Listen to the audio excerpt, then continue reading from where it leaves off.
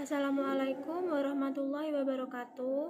Kami dari kelompok 8 akan mempresentasikan tentang materi aspek perkembangan sosial emosi.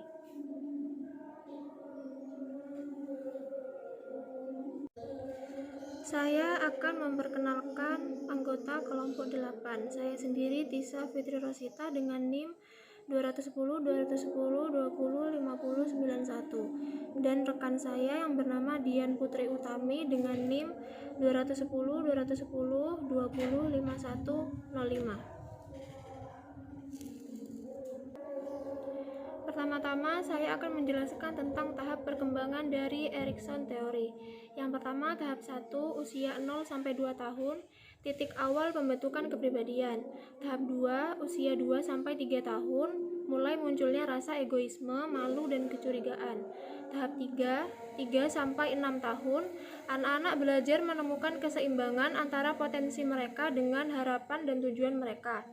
Tahap keempat, 6-12 tahun, pembentukan kemampuan di berbagai keterampilan.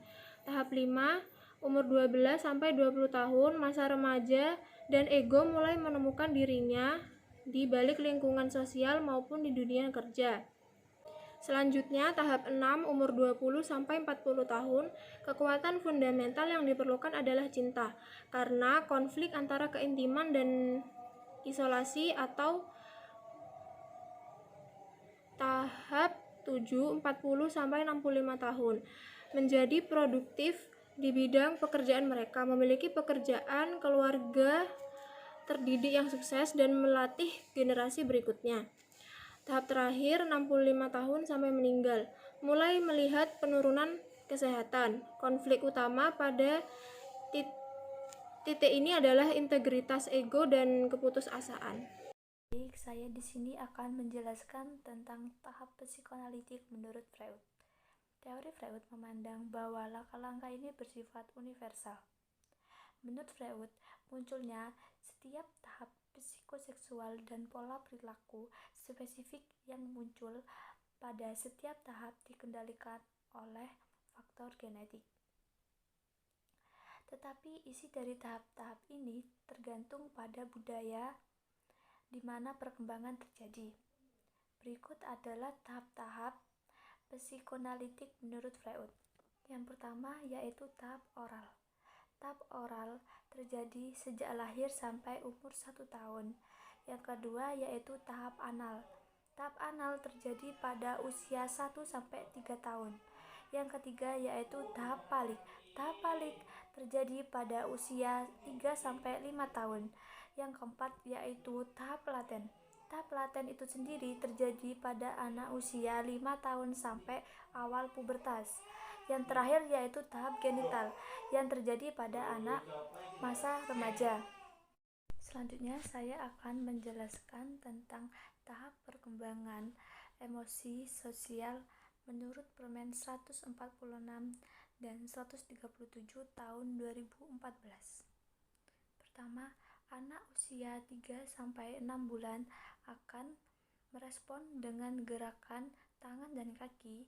Yang kedua, akan menangis apabila tidak bisa menuruti kemauan yang diinginkan.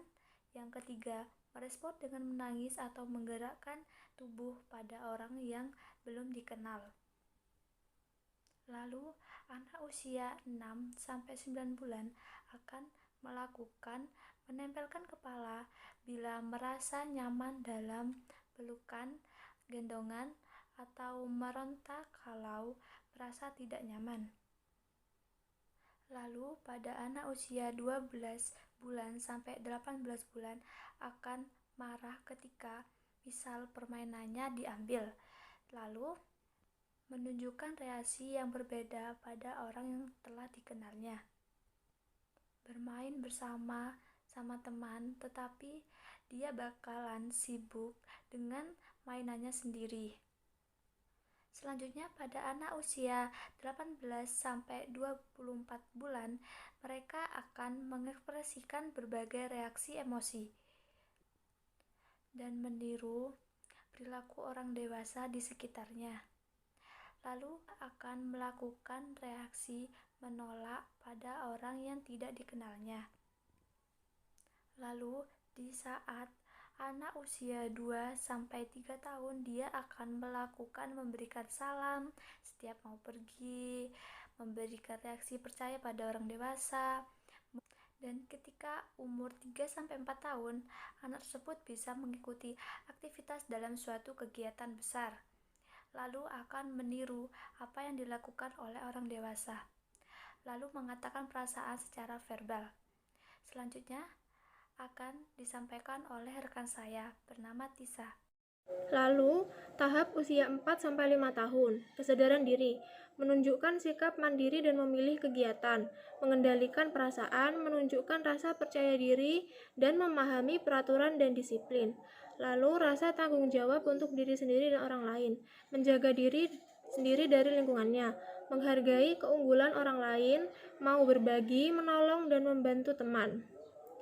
Perilaku prososial menunjukkan antusiasme dalam melakukan permainan kompetitif secara positif, menghargai orang lain, dan menunjukkan rasa empati.